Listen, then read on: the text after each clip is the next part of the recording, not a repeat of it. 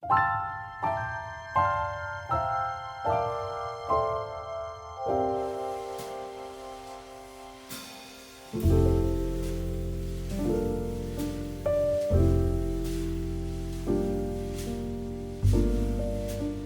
everyone, Christina here. Welcome to day 14 of the holiday card series.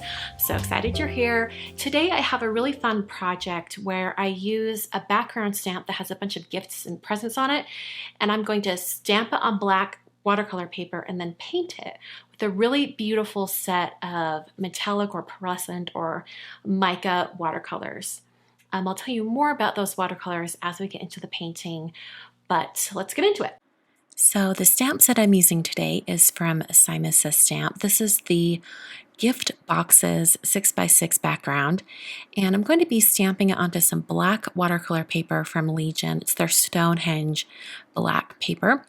I've cut the paper to 6x6 so that I can take full advantage of this background stamp, and I'm going to be prepping it for some heat embossing.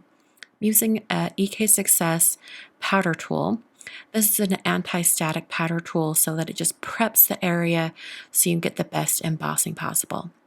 I'm inking up my stamp with the Versamark ink, and then I will be pressing it down onto my black watercolor paper. Now, for backgrounds like this, I have really fallen in love with this Stampin' Bug. That's what it's called, this little tool that helps you get a really even impression and glides over the misty. I believe some crafters online are using dry erasers, like dry board erasers, things like that. You could even just use a cloth and just wipe it over the top, just to give a little bit more of a sliding experience across the stamp. I applied some Brutus Monroe Alabaster embossing powder, tapped off the excess, and then heat set it with my heat tool until all the powder was melted and smooth. So today I'm using these watercolors that I just found online. I'm trying to figure out how to pronounce the name of the Etsy shop. I think it's Yuli or Yuli watercolors. I'll have a link down below. They make the most beautiful pearlescent mica watercolors. They're just fantastic. And I just added a water droplet in each one of these wells, and then picking it up with a number 2 silver black velvet watercolor brush. So I picked this particular set because it's the Christmas set, and it has quarter pans, so they're a little bit smaller, and I thought it would give me a really good idea of the type of watercolors that this company makes and sells. They are handmade watercolors and just absolutely beautiful. I kind of almost think that, as beautiful as the dried version of these is, so the recipient of my card can enjoy the amazing color, I really think the person who gets the best view of these paints is the person using them, because as you can see, when they're wet, you can see all of that sparkle moving around, and it's just absolutely gorgeous. I love these so much. Now, they are not cheap. I think they would be an amazing Christmas gift this year for a crafty friend, someone you're really close to, or even add it to your own wish list and be sneaky and send a little message to your loved ones and say, hey, this is what I really want. They're just so beautiful, and they shipped super fast too, so I was highly impressed. I love my Finetex and my Altenew that are somewhat similar to this. These are just a little bit different. They've got so much color in them. I was especially impressed with the red because I haven't seen a bright, true red like this in like a metallic pearlescent paint before. Like most of the time they kind of shift toward, a little more purple or a little bit more orange. I've never seen quite a red quite like this.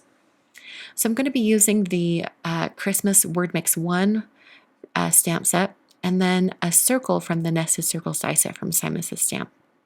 I'm going to be cutting a circle out of my background. I didn't want to have it be too big and kind of lose all that fun color, so I'm keeping the circle rather small. It's about 1.5 inches big, maybe a little more than that. And after I die cut the window out, I then took my A2 layers dies from Waffle Flower, and I'm using this to cut my panel just a little bit smaller than an A2 card. Speaking of the card, this is the card base. I'm using some Neenah Classic Crest Solar White cardstock, and I just scored that at 5.5 to create a top folding card. Now I'm going to be stamping my greeting from the stamp set on the white card base, so I just used a pencil to trace the circle where that circle window is. Then I lined up my stamp. I blocked off some of the areas around the stamp because this stamp is meant to be stamped all together and then die cut all together, but I really wanted that window on my watercolor panel, so I only want this one greeting. Stamp that in VersaFine Onyx Black ink, and now I have a greeting that's going to go perfect right inside that window. I used a Tombow eraser to erase around that greeting, and then I added some foam adhesive to the back of my watercolor panel. Position that right over the top, making sure to line it up over that greeting. And then that finishes the card for today. You can see the beautiful kind of shimmer and shine that comes from these paints. I'm just blown away. They're absolutely beautiful. So that's kind of a dramatic card, but still fun with all the colors. I hope you guys enjoyed. If you want to check out more cards in previous years of the holiday card series, all for day 14, you can check those out in the video description down below. I've listed them all the way back to the year 2009. Thank you so much for joining me today. Just a reminder that Friday's video is a live stream here at YouTube at noon Mountain Time. Join me then. I hope to see you there.